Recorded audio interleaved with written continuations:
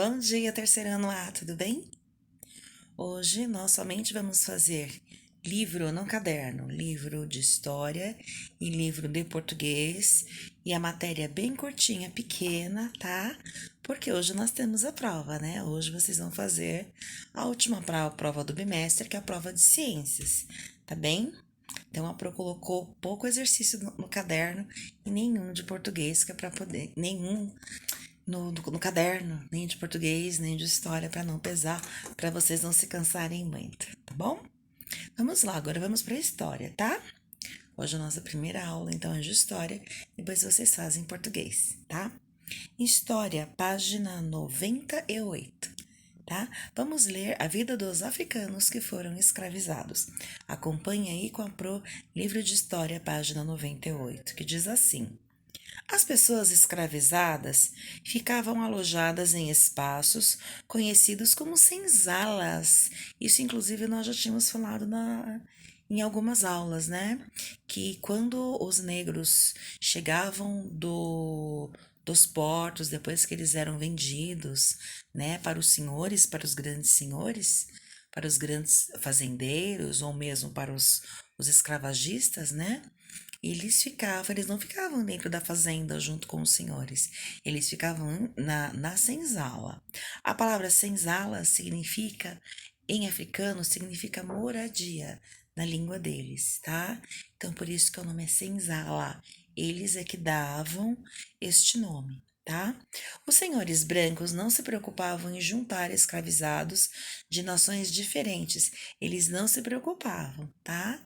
Então, eles misturaram, para eles, africano era africano. E, na verdade, a África é um continente, tá? Imagina misturar brasileiro com uruguaio, com quem nasceu no Paraguai, né? Imagina isso, né? Totalmente diferentes, são culturas diferentes, são costumes diferentes. Eles simplesmente olhavam porque todos eram negros. Nossa, mas cada um tinha um costume diferente. Até a língua deles era diferente, né? Vamos lá. Então eles não se preocupavam em misturar eles. Não se importava em misturá-los. Os escravizados que não podiam exercer a sua religião criaram então uma maneira de cultuar seus deuses, dando assim origem ao candomblé, religião afro-brasileira que uniu os escravizados no Brasil. Então, o que eles fizeram? Aí os negros se uniram, né? Tanto que no candomblé eles adoram a vários deuses, né? A vários, né? E eles se uniram e surgiu aí a religião candomblé. A palavra candomblé originou-se da palavra candombili, que significa oração, tá? Então, o significado, né, dessa religião significa oração, oração aí aos deuses. E assim, diversas divindades africanas foram conquistando o território brasileiro. Observem a imagem aí dessas baianas, né? É, a, Observem aí, né? Elas com esses vestidos longos, essas roupas brancas. As pessoas escravizadas que vieram em navios negreiros para o Brasil geralmente se enquadravam em três grupos culturais. Olha só, eram os iorubás, sudaneses e bantus. Iorubás, sudaneses e bantus. Olha, e era cada um com um costume diferente, né? Costume, forma de viver, forma de falar, linguagem. Imagina a dificuldade que eles passaram, né? Aí agora a gente vai ler na página 99 quem foi o Zumbi dos Palmares, tá? Olha lá, tá vendo? Tem uma foto dele aí. Na verdade, uma pintura da época, né? Um homem que virou herói nacional por causa da sua luta em favor da igualdade. Esse foi o Zumbi dos Palmares e que defendeu até o fim o direito dos negros no Brasil colonial.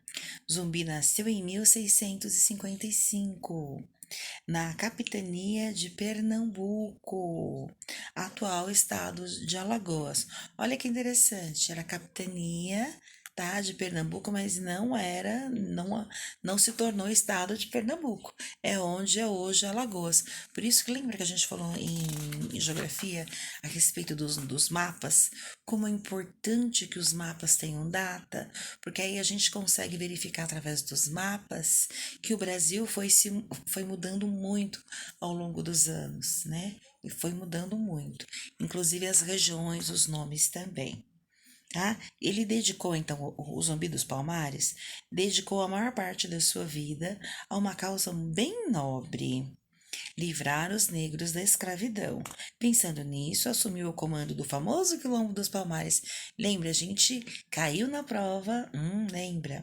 E nós aprendemos, né, nas últimas aulas, que o Quilombo dos Palmares foi o quilombo mais importante, mais conhecido, tá? Então, o Zumbi dos Palmares era o líder do Quilombo dos Palmares, tá? Então, segundo aí a história, né, segundo conhecimento aí históricos, ele era um líder muito importante, muito dedicado, né, e ele era o líder do maior quilombo de todos, do melhor e maior, tá? Vamos lá, é localizado em Alagoas, era em Alagoas, então, Quilombo dos Palmares. Esse quilombo era um local onde todas as pessoas escravizadas, fugidas, poderiam buscar abrigo e viver de forma digna, produzindo tudo o que precisavam. Na época, Zumbi chegou a liderar uma população composta por 30.000 habitantes. 30.000. Compreender as formas de resistência e luta dos africanos, negros e afrodescendentes é fundamental para entendermos quem somos e quem são os brasileiros. Tá? Agora na página 100.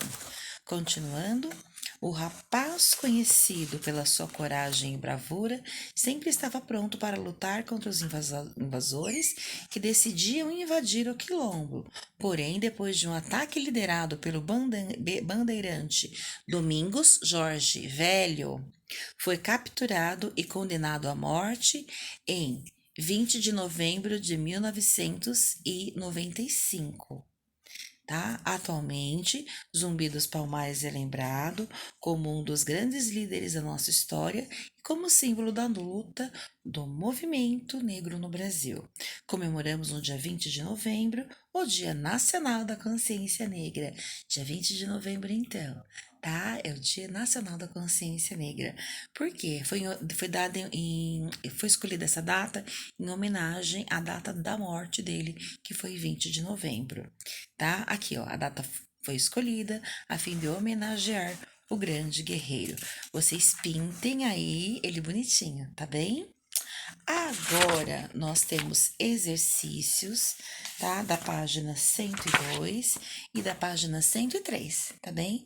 Preencham exercício da página 102 e da página 103. Só lembrando aí rapidamente, na página 101, fala um pouquinho do tipo de comidas, tá?